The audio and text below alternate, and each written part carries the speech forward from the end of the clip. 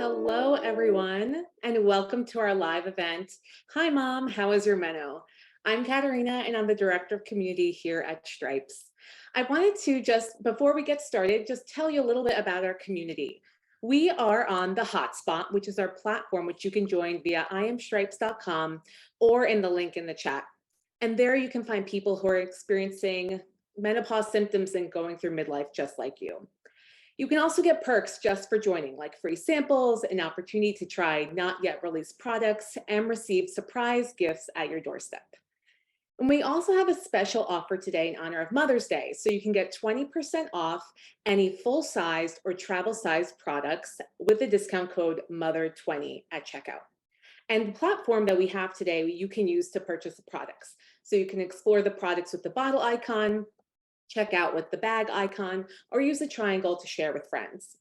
You can use the heart to show some love when our guests are speaking, and you can comment in the chat, and we'd love to have a vibrant discussion in the chat. We've also included a few products here. We have Dr. Mary Claire Haver's personal favorites, which is Badge of Honor and Oh My Glide. And then I also included my favorite, which is Evening Wear, which is a luxurious night cream. And right now, I'm going to introduce you to Dr. Mary Claire Haver and her daughter, Katherine. So Dr. Mary Claire Haver is a board-certified OBGYN in the Houston area. She's a culinary medicine specialist and the author of The Galveston Diet. And Katherine is a senior at Louisiana State University. So I met Dr. Mary Claire Haver and Katherine Haver at the Menopause Symposium in Los Angeles back in March. And I thought it was so interesting that Katherine was there and she's in her 20s and she's learning about all these things that probably not a lot of us learned when we were in our 20s.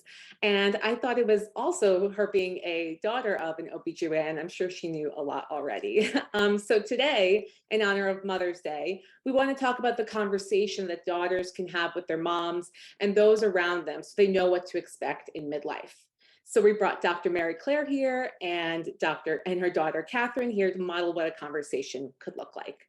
So right now I'm going to kick it over to Dr. Mary Claire Haver and Katherine. Welcome. Thanks so much, Kat. Love being here. And Catherine's out of state for me. So hi, baby. How are you? I'm good. How are you? Good. So Kat talked about the New Pause Symposium. So I was able to bring Katherine on her spring break. We were lucky the timing worked out to come with me as a guest speaker. And we had a couple of other events there as well. I was on a news station and we did a book signing. And so it was really wonderful for me to be able to have Katherine with me. But I wanted to talk about, what you were by far the youngest person in the room. This was a room full of menopausal women and researchers, practitioners, everyone was at least a generation above you. And what did you think about all this?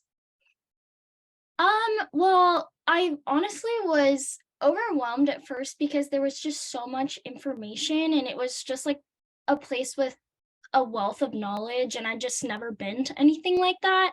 It was intimidating because, like you said, I was the youngest person there, but it definitely made me more interested in how menopause impacts women. And I think obviously the whole reason why this company exists and so many other places for menopause exists now is because the conversation hasn't been had. And it just really brought light to me how little women do know and how much of a need it is to get menopause education and care out to the general public. So it definitely gave me a passion to share, what it is and all of those things. Was there any of the talks? There were several scientific talks throughout the program. Were any of the talks or any of the products you saw stand out to you?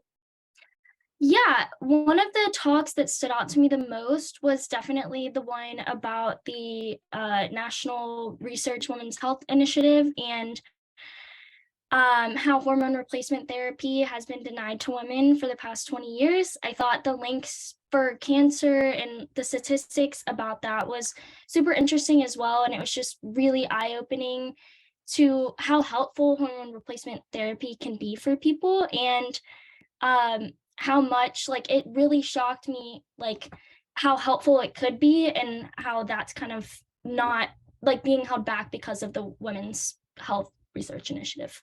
And then once you got home, I know you live in a sorority house, you have a wonderful group of friends. Did you happen to talk to any of your friends about what you learned? A little bit. I can kind of nerd out a little bit. So I think sometimes people's eyes kind of glaze over whenever I get really excited about something, especially if I just like talk way too much. But a couple people did ask me, and I know a lot of the girls' moms actually are big fans of yours or just are like in menopause and interested. So I definitely think that it caused them to ask their moms about menopause. And they definitely asked me like kind of they see your videos on TikTok and things like that. And I think that they were educated and thought that me going to the event was really cool. Well, I can tell you that it was great to see you there and see you be able to go up to some of these world class researchers and have discussions with them. And I can tell you, these were not conversations that were had in my day, not even in my own medical school, which you're about to embark on. And even in my OBGYN residency training, we just didn't have that kind of experience. Yeah, and it definitely made me want to pay more attention, especially because I'm about to start medical school.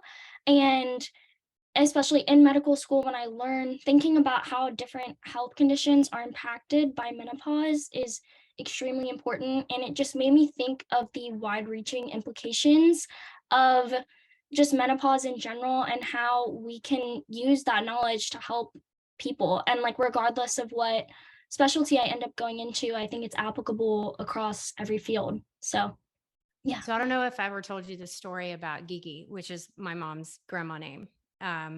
But Mama was on hormone replacement therapy. She had had a hysterectomy. So I'm one of 8 children. So shortly after her last baby at 43, she had a hysterectomy. I now believe it was for contraception, Catholic contraception. um, and she suffered terribly from menopause. I remember it being this dark room going in, and she was under the covers and just absolutely miserable. And then she got this miracle medicine, which ended up being estrogen.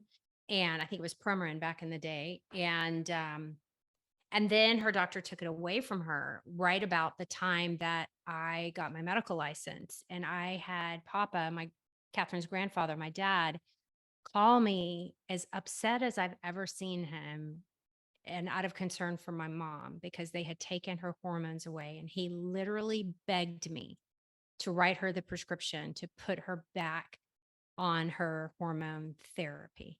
And I did. Even though I was fearful because of the Women's Health Initiative study and all the information that had come out. And he said, she's not able to function without it. And if you don't help her, I'm worried. And I just kept that in the back of my mind when I started my own journey in menopause and the decision for me to go on hormone therapy that Papa called me and begged me to put Gigi back on it. I actually remember Gigi talking about hot flashes when I was younger.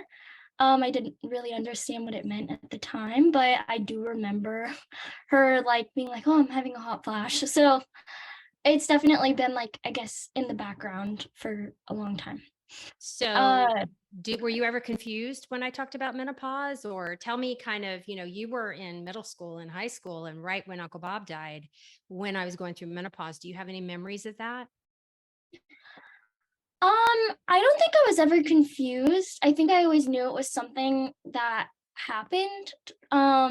Honestly, like I was going through puberty at that point too, so I think I was a little self-absorbed at the time, wondering like what's happening to me, and I had so much acne and all of that stuff. So, changes are hard for anyone. I think for me, um, like you said, when Uncle Bob died and stuff, what I noticed more was just like grief and things like that.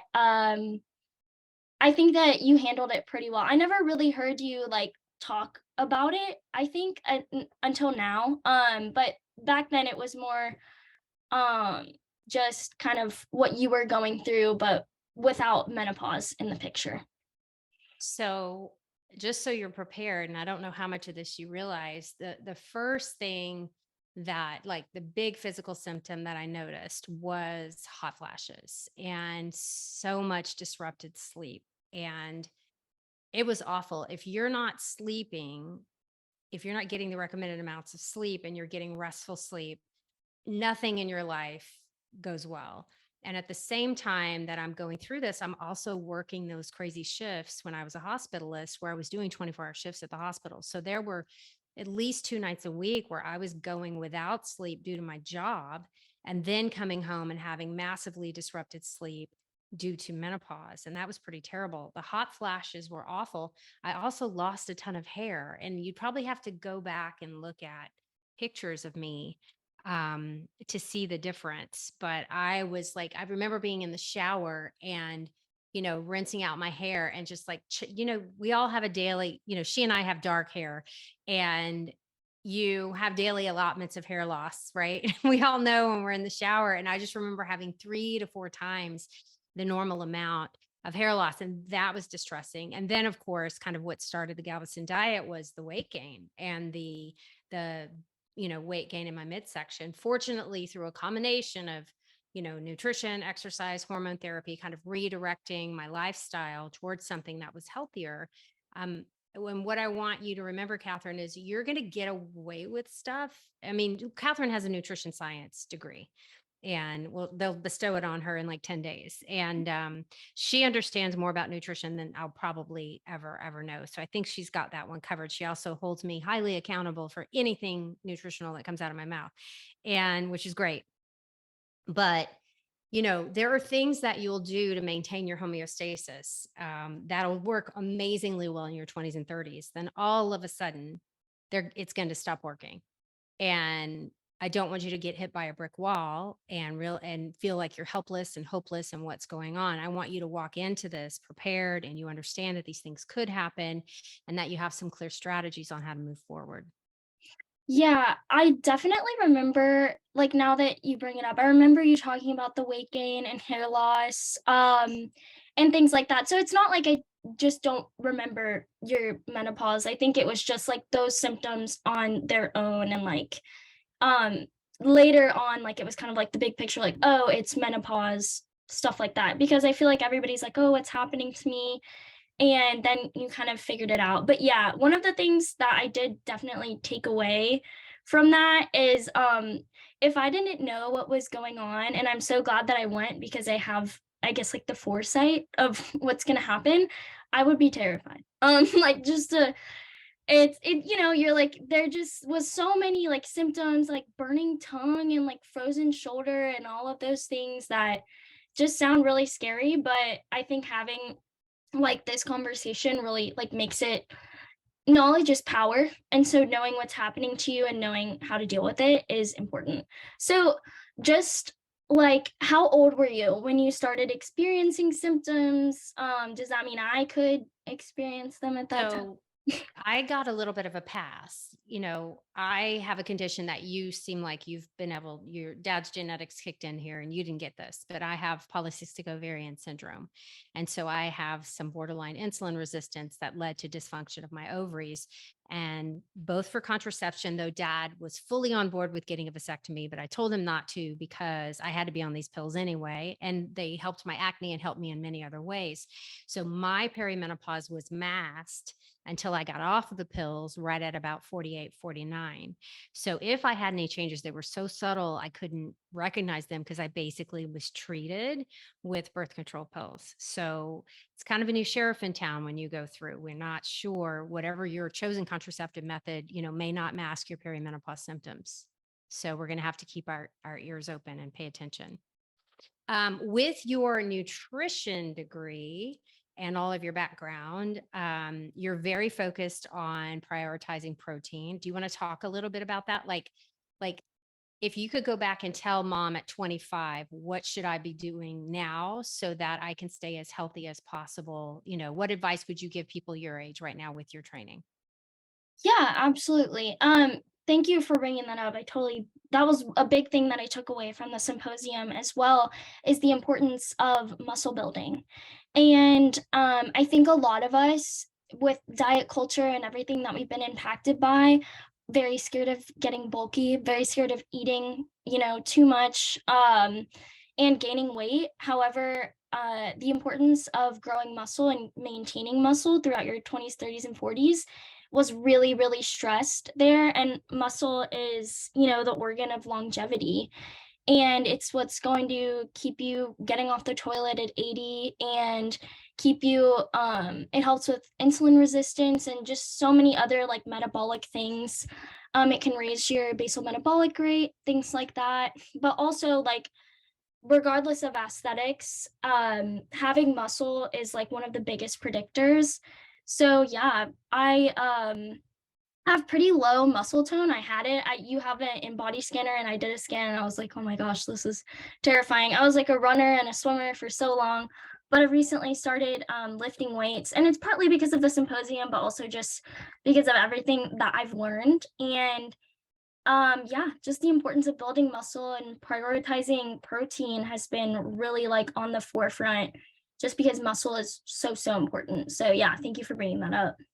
So, what if you were going to give someone kind of general protein recommendations for intake? What would that be? I think it's really like dependent on person to person, just because, everybody weighs differently. Short, people are tall, people have different needs, things like that. A general rule of thumb, and the RDA is 0.8 grams per kilogram, but I think that's a minimum. I think that we should all probably be reaching a little bit more than that, probably 1 to 1.2 Mhm. for muscle building. But yeah, that's just like a general rule of thumb. But if you have, kidney issues or anything like that, I think it's important to talk to a physician or a dietitian, just before, you start eating like 200 grams a day or something like that. But yeah, high protein is definitely really important for muscle building and maintaining muscle as well. You can't just eat high protein, then get muscle, but you have to keep eating protein to maintain it. So yeah. But yeah, back to what you said, I would say telling someone's 25-year-old self, go to the gym. Um, don't be afraid of getting bulky, because I always think whenever people say like, I'm too scared I'll get bulky, it's like saying like you're scared to start cooking and becoming a Michelin star chef. It's like you have to work really, really hard to get to where that is. So don't worry about getting bulky. Worry about, your bone health, which is so important, and just, keeping up movement. So yeah. I think the societal pressures of having a smaller body has really wreaked havoc on our overall health.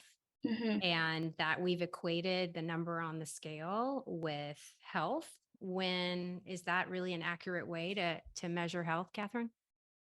I don't necessarily think so. I think the scale is one number, but it only tells a part of the story. Yeah, another thing the symposium made me realize is like how much damage has diet culture done to women. Like the 90s super skinny models, like what did that do to people, and what did that do to their long-term health? Like how much did under eating and chronic dieting make them lose muscle mass and things like Mhm. that? And like for now, women who are hitting menopause who are impacted by that, what does that mean for them in the future? So definitely like just important stuff. And I'm so glad that like little girls growing up now will have this influence, and like hopefully we'll all live longer, break less hips in the future, and things like that. So yeah. It's just for me, it's the incredible shift of, you know, treating my patients in their 30s and 40s who may have been done with childbearing, who were so focused on, what they look like in a bikini, and the automatic shift into not wanting to fall and break, Yeah. and what that meant for their long-term health. Um, what do you think about talking to other family members about menopause? I wonder, poor dad, um, he's been married to a gynecologist for a very long time. He probably knows more about menopause than most, but I don't think it's enough. um, he's happy that there are products that can be helpful, especially my two faves. This is not, and I am not sponsored by Stripes, but let's talk about vaginal dryness.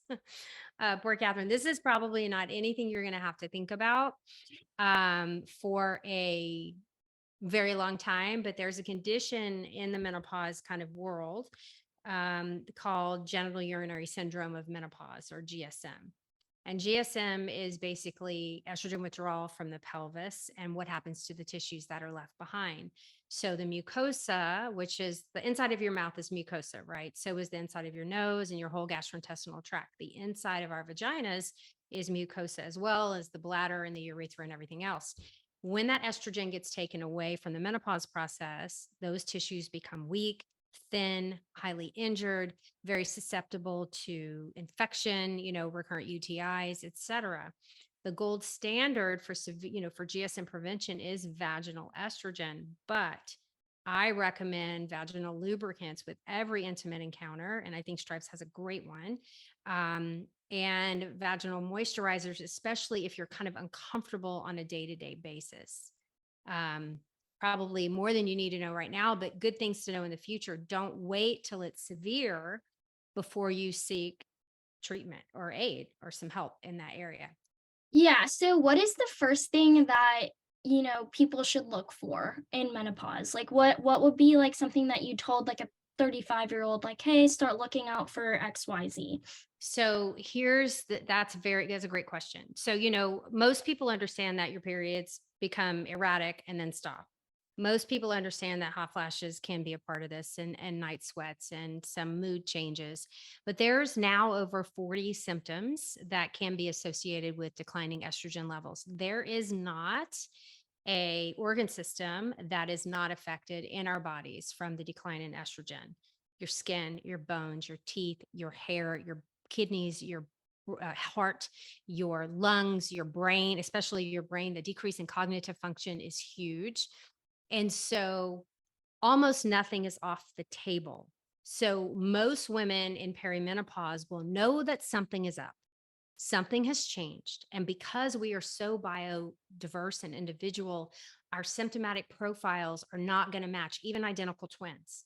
Okay. Just because my hot flashes were severe and your grandmother's does not mean that yours are going to be.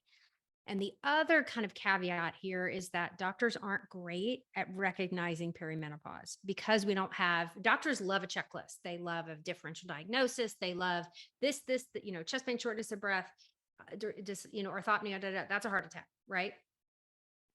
Versus possible 40 symptoms. You might have 2, you might have all 40, you might have none. It kind of is a very, very individualized way to address it. And it really takes someone who knows what they're doing and ruling out other conditions. That's the other, like the third caveat is hypothyroidism looks a lot like perimenopause. PCOS looks a lot like perimenopause. Autoimmune disease can look a lot like perimenopause. Osteoarthritis can look like perimenopause. So you have to make sure that those conditions are ruled out. And then you start talking about treatment in perimenopause. So I guess like to paraphrase that, the best advice would just to be proactive and really be in tune with yourself and your symptoms. It's really good advice, but it also is just like I'm a formula person, so I would love like something to just like, oh, look out for this, and then boom, you're there. But unfortunately, that's not the way the world works. So I really just think that everybody should be more in tune with their health and make sure that they're listening to themselves and what's happening. So, yeah. Well, and there's some pretty good, observational data and some new randomized control studies that are showing that intervention with hormone therapy as early as perimenopause can be preventative for several health conditions. This is where it gets important.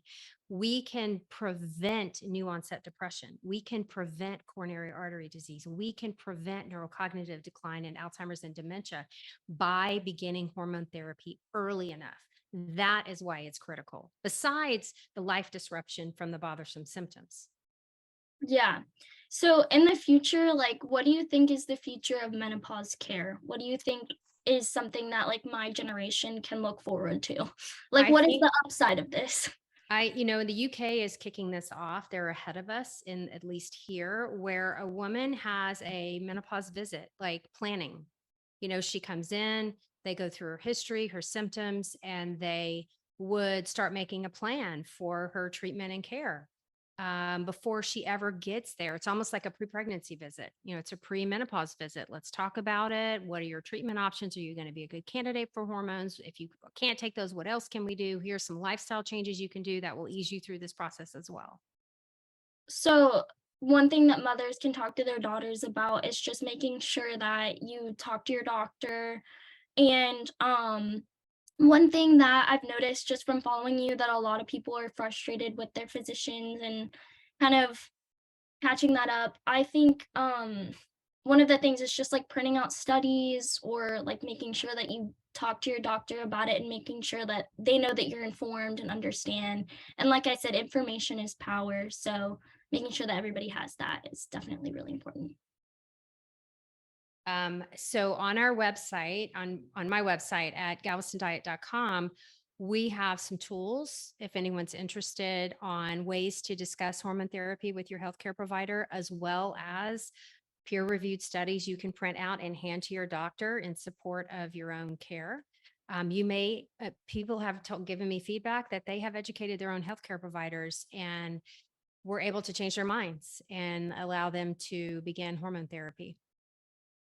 Yeah, well, I think that's what's important in this conversation, and just keeping it up for the next generation of women. So, yeah, I think this was a great conversation. All right, Kat, we're going to kick it back to you. Great. Thank you so much. This was such an enlightening conversation. I really want to thank both Dr. Mary Claire Haver and Katherine Haver. And Katherine, congratulations on your upcoming graduation next week. So I just want to remind everyone to use the promo code MOTHER20 to get 20% off their favorite products, their favorite Stripes products. And this expires Sunday at midnight. And I also want to encourage you to join the hotspot to connect with others and score free perks like samples, not yet released products, and giveaways. Right now, we have a post up in the forum, about have you talked to your mother, daughter, aunt, niece, or other women in your life about menopause? Let's all talk about it together. So I want to wish all the mothers and mother figures at this event a happy Mother's Day, and we'll see you again soon. Take care.